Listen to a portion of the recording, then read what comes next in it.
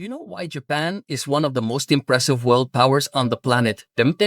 It's not because they were born with a special talent. It's not because everything was handed to them. It's because laziness doesn't exist in Japan. Well, let me correct that. Laziness does exist, but they don't treat it like something normal. They treat it like what it really is, a disease.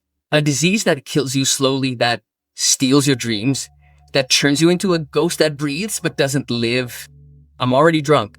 And here in Latin America, do you know how we treat laziness? We celebrate it. We justify it. We romanticize it.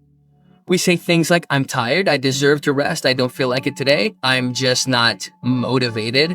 And while we continue to make excuses, we continue to sink deeper and deeper into mediocrity. And then we ask ourselves, why are other countries outperforming us? Why are others advancing while we remain stagnant? And the answer is simple but painful. They work while we make excuses. I was born in Colombia but raised in Japan. My father is Japanese. My mother is Colombian. I have lived in both worlds, seen both cultures, and experienced both mentalities. Let me tell you something that may hurt, but that you need to hear. The difference between a culture that progresses and a culture that stagnates is how they treat laziness. In Japan, if you are lazy, you are an embarrassment, not to others but to yourself. In Latin America, if you are lazy, you find 1,000 friends who will justify you. Relax. We are all tired. Rest. You only have one life. Don't stress so much. And those friends are killing you with their misunderstood compassion. Today, I am going to share with you the 7 methods that the Japanese use to treat laziness as the disease that it is. And I warn you, these are not gentle methods. They are not nice words of motivation. They are harsh treatments for a deadly disease. Because let me ask you something, how many dreams? How many dreams have you killed with your laziness? How many opportunities have you let pass you by because you didn't feel like it? How many times have you said, tomorrow I'll start, and that tomorrow never comes? Laziness is not harmless. Laziness is the cancer of your potential. The first Japanese method is called Ichigo Ichi. It means once, one encounter. Or more simply, this opportunity will never come again. The Japanese live with the awareness that each moment is unique and unrepeatable, that this morning you're wasting in bed will never come back, that this day you're throwing away because of laziness is a day you'll never get back. They don't procrastinate because they understand that procrastinating is robbing you of your future. I remember so much when I arrived in Japan with my mother. I was 8 years old, and we were very Colombian, relaxed, easy going. We'll do it tomorrow, we'll do it later, not now, later. My father looked at us with a mixture of confusion and horror, and one day, he told me something that left its mark on me forever. He said, Kenji, in Colombia, you say tomorrow. In Japan, we say now.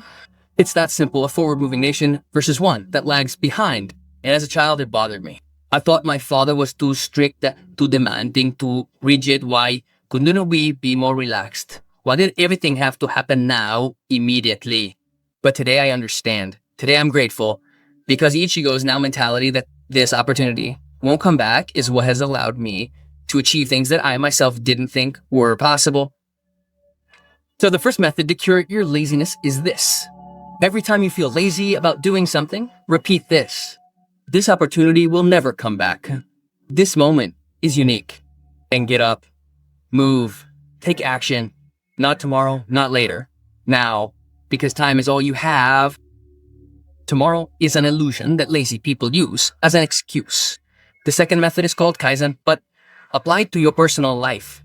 Kaizen means continuous improvement. The Japanese believe that you don't have to make giant changes, you just have to improve 1% every day. Sounds small, right? 1%. But let me show you something. If you improve 1% every day for a year, by the end of the year, you won't be 1% better. You'll be 37 times better. 37 times. That's the power of Kaizen. But if you get 1% worse every day because of laziness, procrastination, doing nothing, by the end of the year, you'll have lost practically everything. You'll be almost at zero. So laziness is not neutral. It's not that you stay the same. It's that you sink. It's that you regress. It's that you die a slow death. I knew a man in Osaka. His name was Mr. Yamamoto. He worked cleaning toilets at a train station. He was 60 years old, and I saw him every day on my way to work. And he impressed me because he cleaned those toilets as if they were a sacred temple, with a dedication, with a care, with a love that I had never seen before. And one day, I went up to him and asked, Mr. Yamamoto, why do you clean so diligently? It's just a bathroom. And he looked at me with eyes full of pride and said something I've never forgotten. He said, young man, I don't clean bathrooms. I practice excellence. Every day I try to clean better than I did yesterday. Every day I look for a stain I didn't see before. Every day I perfect my technique. If I do this with excellence, I can do anything with excellence. And he taught me that Kaizen is not about your work, it's about your character. So the second method to cure your laziness is to commit to improving 1% every day. Don't tell me you're going to change your whole life tomorrow. That's a lie. Tell me, what are you going to do today that's 1% better than yesterday? Are you going to wake up 5 minutes earlier? Do it. Are you going to read a page of a book? Do it. Are you going to do 10 push-ups? Do it. 1%. But every day, no excuses, no negotiations, no laziness. The third method is called Shoshin, beginner's mind. The Japanese believe that one of the causes of laziness is that we think we already know everything, that we've done it before, that we already know the results, so we get bored. We're lazy to repeat ourselves. But Shoshin says, approach each task as if it were the first time, with curiosity, with humility, with a desire to learn. I worked in a car factory in Japan when I was 18 years old. And there was a man who had been doing the same job for 30 years. 30 years installing the same screw in the same place. I thought, this man must be bored to death inside. But one day I really observed him, and I realized that he looked at each car as if it were his first. He checked each screw with the same attention, making sure it was perfect. And I asked him, don't you get bored of doing the same thing for 30 years? And he told me every car is different. Every screw is unique. I don't do the same thing. I perfect the same thing. And there I understood that mental laziness comes from the arrogance of believing that we already know. When you adopt Shosen, when you recover the beginner's mind, everything becomes interesting again. Everything becomes an opportunity to learn. And when something is interesting, laziness disappears.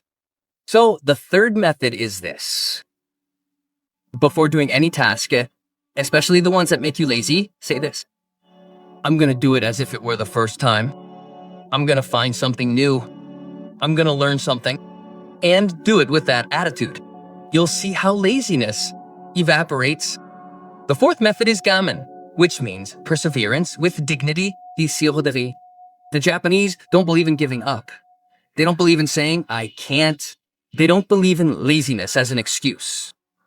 They believe in gamen, in enduring, in persevering, in moving forward, even if it's difficult, even if you're tired, even if you don't feel like it, because your desire doesn't matter. What matters is your commitment. And here comes something strong that I need to tell you. In Latin America, we have confused self-care with complacency. We have confused rest with laziness. We have confused respect for our emotions with being slaves to our cravings.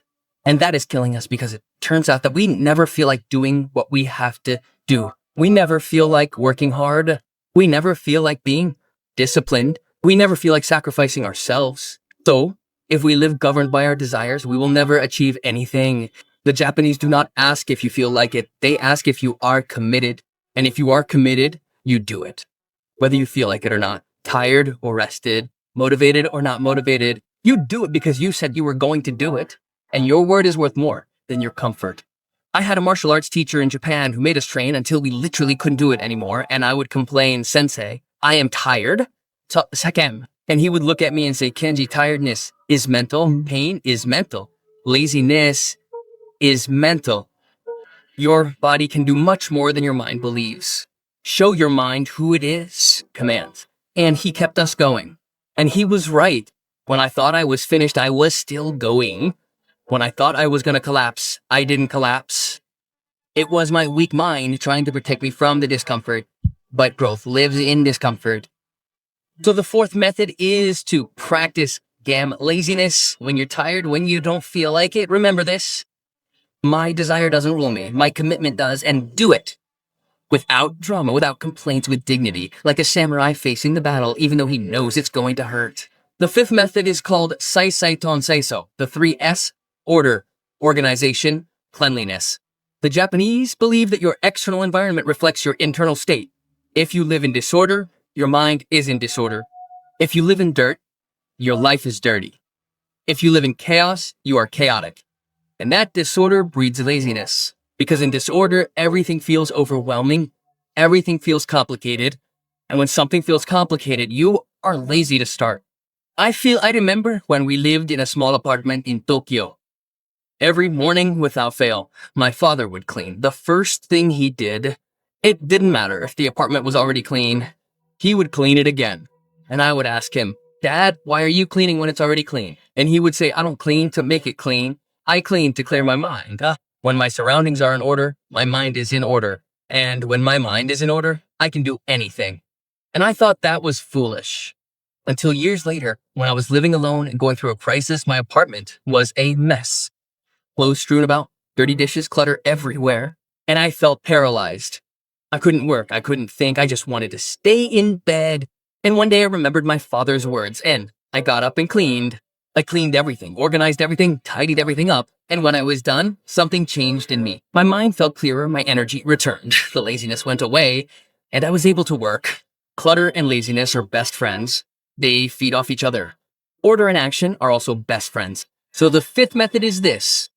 If you're struggling with laziness, start by decluttering your space. Do it right now, not tomorrow. Now, throw away what you don't need. Organize what you do need, clean up your space, and watch your mind clear and laziness dissolve. The sixth method is called hansei, which means deep reflection. The Japanese do something at the end of each day that almost no one in the West does as. They sit down and reflect. What did I do well today? What did I do wrong? When was I lazy? What am I going to improve tomorrow? And they do it with brutal honesty, no justifications, no excuses, just the truth. And this is what kills laziness. Because when you force yourself to reflect on your day, when you force yourself to admit that you were lazy, something inside you becomes ashamed, and that healthy shame motivates you to change. It's not a toxic shame that paralyzes you. It's a constructive shame that propels you. I started practicing Han 10 years ago.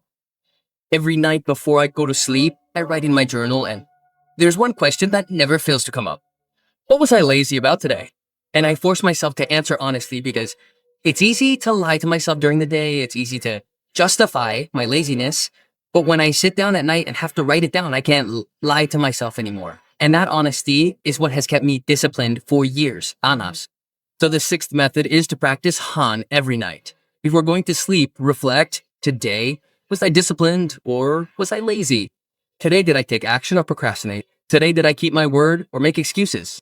And answer honestly and write it down, because what you write becomes real, and what becomes real forces you to change. The seventh and final method is called shogun, which literally means it can't be helped. Daisekanda. And this may sound contradictory, but listen carefully. The Japanese know when to fight and when to accept. They are aware of the distinction between what you control and what you don't. And laziness often comes from wasting energy. We're worrying about things we can't control. And when we waste all our energy on useless worries, we have no energy left for action. And that feels like laziness, but it's actually mental exhaustion. Shogunai teaches you to let go of what you can't control and focus all your energy on what you can control. You can't control the past, Shogunai, let it go. You can't control what others think of you, Shogunai, let it go. You can't control the economy of the country, Shogunai, let it go. But you can control your actions today. You can control your effort. You can control your discipline. So focus your energy there. I met an old man in a temple in Kyoto. He was 85 years old and still working. I asked him, Grandpa, aren't you tired? Don't you want to rest? And he looked at me with a smile and said, Young man, resting is rusting. I work because my body can still work. The day I can no longer shogunai will be the time to stop. But while I can, why waste the gift of being able to move my hands, my feet, my body? Laziness is an insult to life. And those words destroyed me, because I was 30 years old at the time, and sometimes I was too lazy to get out of bed. And here was an 85-year-old man working with joy, with purpose, with gratitude for being able to do it. And I felt ashamed, and from that day on, I changed. So the seventh method is to practice shogunai. Let go of what you cannot control. Stop wasting energy on useless worries and focus all your energy on what you can control, which is your action, your effort, your discipline, your commitment. And when you do, you will see that laziness disappears. Because laziness is not a lack of energy. It is misdirected energy. Now, let me ask you something, and I want you to be brutally honest with yourself. How much of your life have you wasted because of laziness? How many opportunities have you let pass you by? How many dreams have you killed? How many better versions of yourself have you sacrificed on the altar of comfort? And the most important question, are you going to keep doing it, or are you going to treat it like a disease that needs to be cured? Because let me tell you something that no one will ever tell you. Time doesn't wait. Life is not going to give you another chance. This moment that you're living right now is the only one that you're guaranteed. And if you waste it on laziness, it's gone forever. There's no rewinding. There's no replaying. It's now or never. I've seen too many people reach the end of their lives full of regret, full of if onlys, amafaha. And all of that regret comes from one source, laziness. Of not having acted when they could have, of having put off what was important, of having chosen comfort over growth. And I don't want you to be one of those people.